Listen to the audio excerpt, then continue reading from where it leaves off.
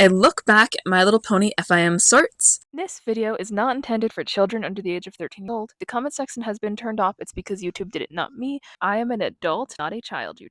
Hello and welcome back, every creature. It is Daisy Spines. I am here to cover the My Little Pony FIM sorts. As such, you should expect spoilers from this video. If you do not want to be spoiled, it is linked in the description for you to watch the entirety of all these sorts. It takes a little more than one episode of My Little Pony itself, mainline, so don't worry about time investment. I will be covering the latter 5 sorts of the series because the first 3 take place during Hearthswarming, and I want to cover those around Christmas time. For background, all 8 of these sorts came out from late 2018 to early 2019. The ones I will be covering came out between January 19th, 2019 and February 26th, 2019. The runtime of each sort varies between 3 minutes and 9 seconds and 3 minutes and 25 seconds long. Now for characterization. So the characters here are solid. They're consistent with the show. I feel like everyone gets a moment, even the lesser used characters like Applejack and Fluttershy, they actually get spotlights in this set of sorts I watched here. Twilight is the predominant one for screen time.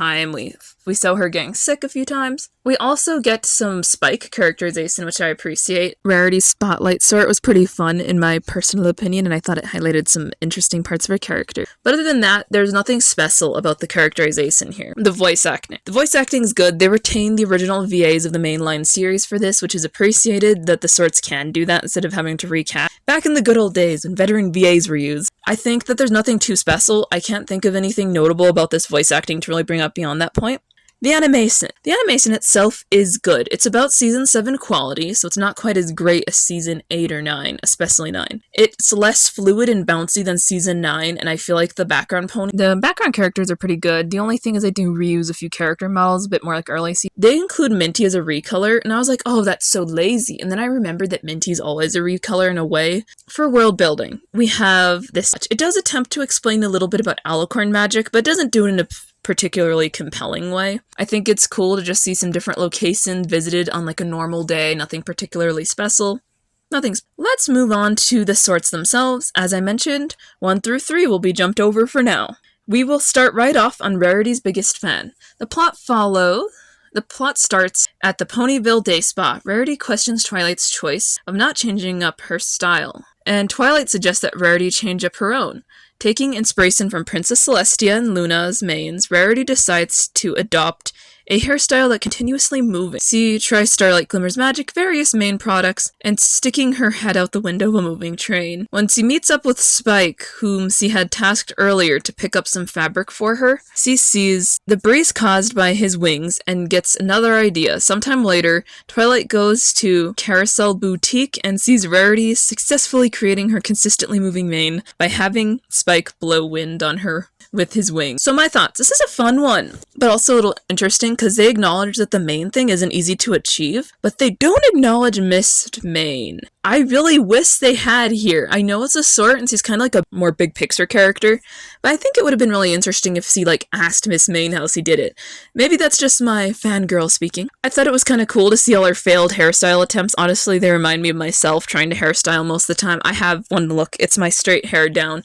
I don't need anything else. But other than that, it's actually pretty good. So the very next episode is Alicorn. The plot follows Twilight, spring allergies that manifest as a cold in her horn, and Spike is unable to help her get better. Because of her sickness, her magic causes strange and random effects whenever she sneezes, which makes wheels appear on Rarity's hooves, covering Fluttershy in ice, causing Rainbow Dash to only speak in sound effects and making Applejack fly through the air. Pinkie Pie arrives with a cure that Zecora made, and while it successfully cures Twilight's cold, the side effects turn her into an infant. My thoughts? I like this one. This is the first one I actually watched of the entire set of sort, and I think that the most interesting part is we get a Zecora reference, and trust me, I love Zecora as a character, so any reference is good for me at this stage. I found the actual sickness, which she has, which I can't recall the name of, I'm so sorry, really interesting, but I think that trying to add extra alicorn lore is more confusing because they're like, oh, it's an alicorn thing. I'm like, okay, but that doesn't explain much, okay? It was kind of cute to see a baby alicorn Twilight. Thus, I guess our next sort is Teacher of the Month. The plot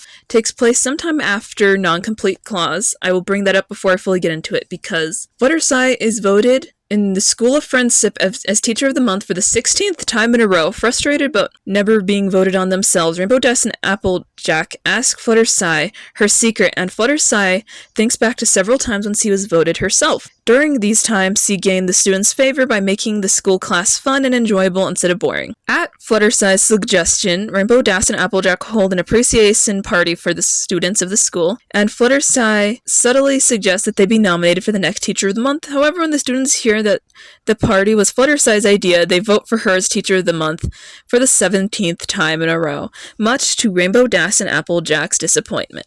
My thoughts.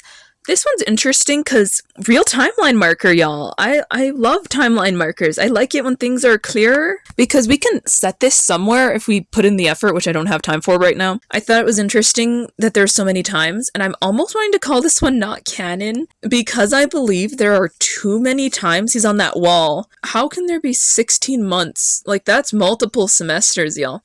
But I don't really know how equestrian time runs. If it's really like some people suggest where they have twice the amount of months, like 24 months, that's actually fairly consistent in hindsight. Anyway, the next one is Starlight the Hypotenuse. The plot follows the ponies at the School of Friendship. Starlight Glimmer is in the middle of repairing Pinkie Pie's kite when Twilight enters her office seeking counsel. She explains to Starlight that she has been deathly terrified of ladybugs since she was a filly, and that her fears preventing her from efficiently doing her job at the school's headmaster. Using a book on magical hypnosis, Starlight attempts to hypnotize Twilight's phobia away, but Pinkie bursts into the office in the middle of this, expressing her excitement about kite flying, and as a result, Twilight gets a strange impulse to fly ladybug kites and yell at them. This one's really fun. My thought, okay, this one's funny to me because I think they acknowledge that she's always been freaked out by ladybugs and that Summer didn't actually go over her flashback. She has childhood ladybug trauma. She's like me with dogs.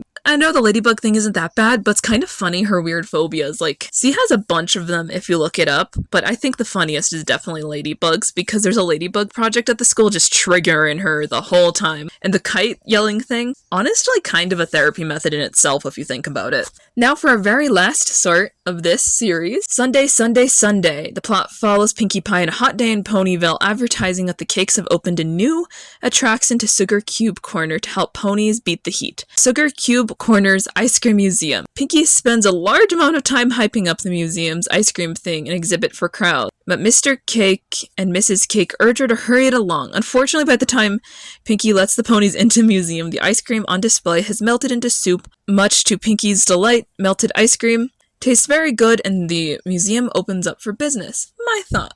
This is the one where we get Minty, and I am so happy about that. I don't know how else to express that. I was trying to be like, I love the outfits. I love how Pinkie looks here. I think that she's so fun and energetic. Also, that ice cream melted damn fast. Keep in mind this is a sort, so unless they skipped over a significant portion of time, the ice cream melting that fast does not make that much sense unless it was very hot, because there's like 2 minutes since it was set up and she's letting them in, maybe. That had to have been there longer is what I'm saying. They should have opened this earlier. And if you guys have enjoyed this video, I thank you. I feel like the My Little Pony FIM sorts aren't covered half as much as you might expect for being more mainline. I also might cover Flurry Heart's Heartfelt Scrapbook if you guys want me to.